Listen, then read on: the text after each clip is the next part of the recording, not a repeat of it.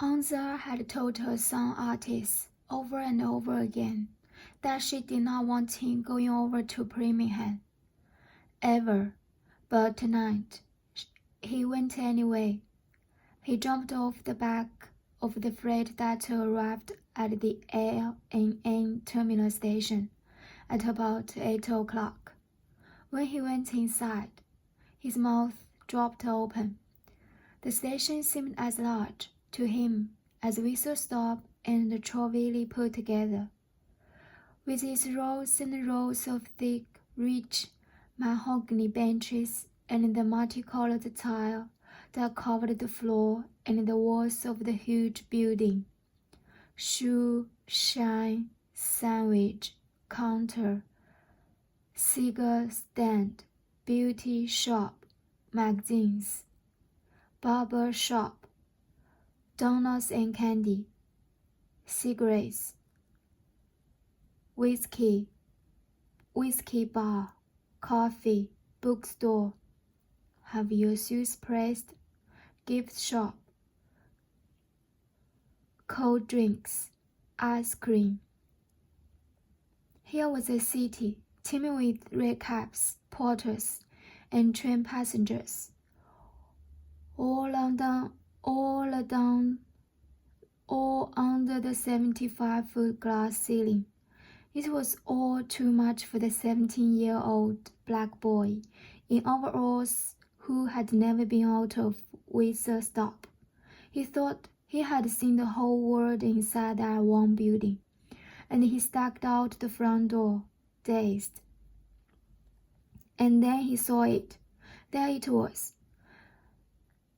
The largest electric light sign in the world, 20 stories high, with 10,000 golden light bulbs glowing against the black sky.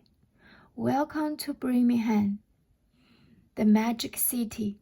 And it was magic, billed as the fastest growing city in the South. And even now, Pittsburgh was being called the Birmingham of the North.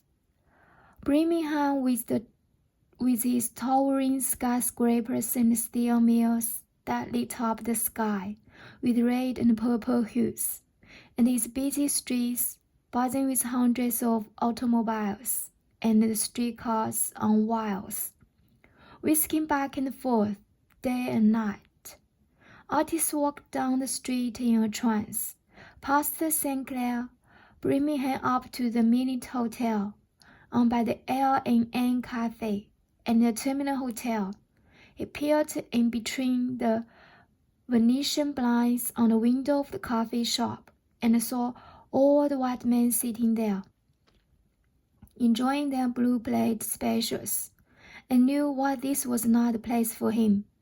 He made his way past the Red Top Bar and Grill, and over the Rainbow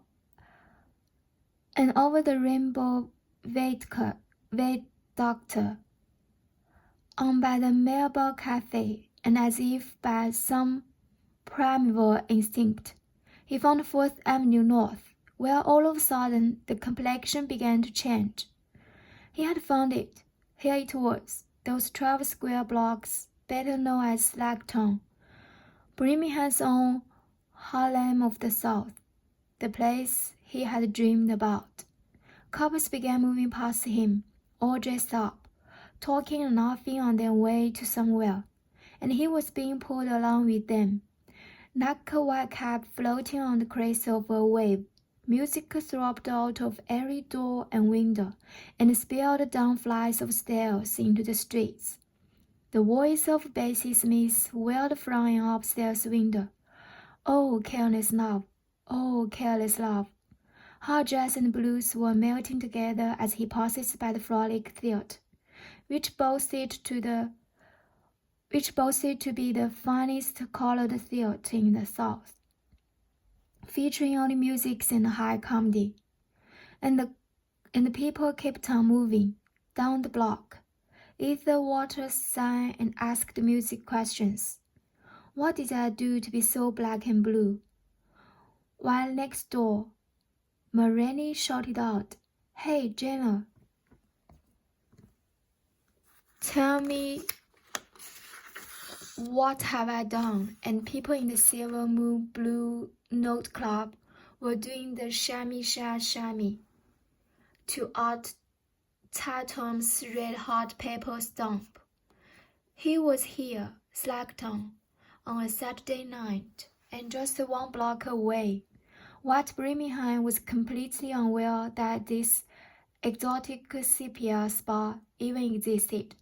Slackton, where the Highland Avenue maid of that afternoon could be tonight's queen of the avenue, and the red caps and the shoeshine boys were the leaders of Slackton's after-dark fashion show. They were all there, with black shiny patent leather slick hair and golden teeth that glistened and sparkled as they passed under the colored lights that flashed and traveled around the sides.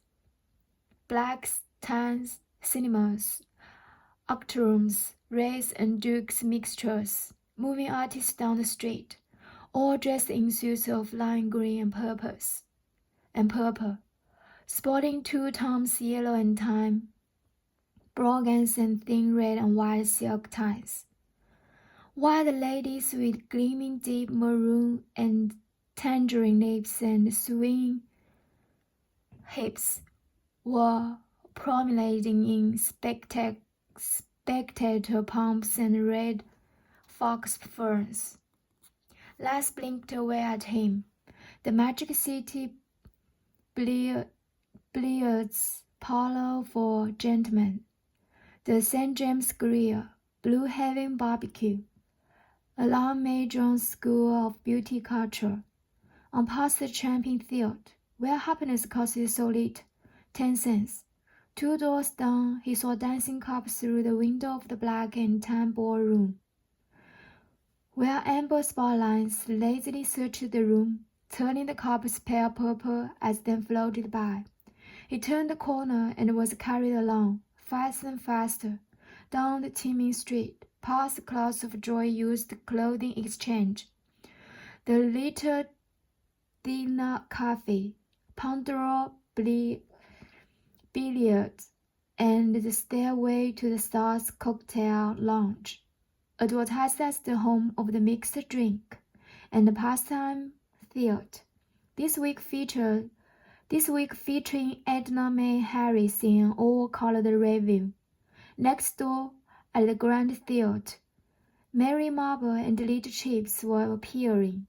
He went on by the little Savoy Cafe, past small dancing couples, silhouetted through the windows of the Hotel Dixie Cotton Ballroom, with its large revolving mirrored ball shooting silver sparkles of lights all over the room. Fox-trotting couples inside were unaware of the young black boy in overalls, wide eyes with wonder, being swept by the busy bee barbecue shop for ladies and gents that offered electrically cooked waffle and hot cakes at all hours, and your favorite sandwich toasted, served with the best coffee in the city. Hot dogs for 5 cents, homemade chili, hamburg, pork, ham, Swiss cheese sandwiches, all for a dime. Past the Valor Crumbly over the Rainbow Insurance Corporate, which specialized in burial policies, with a sign in the window that urged her potential customers to get a lot while you are young. On by the Deluxe Hotel and rooms for gentlemen. Near the Casino Club at the Masonic Temple, a large-breasted beauty behind him, resplendent in a coal-colored satin dress, wearing a lemon-yellow feather bow, squealed and swung her purse at the fleet-footed gentleman and missed it. The gentleman laughed, and the artist laughed too, as he continued on down the street with the crowd. He knew he was home at last.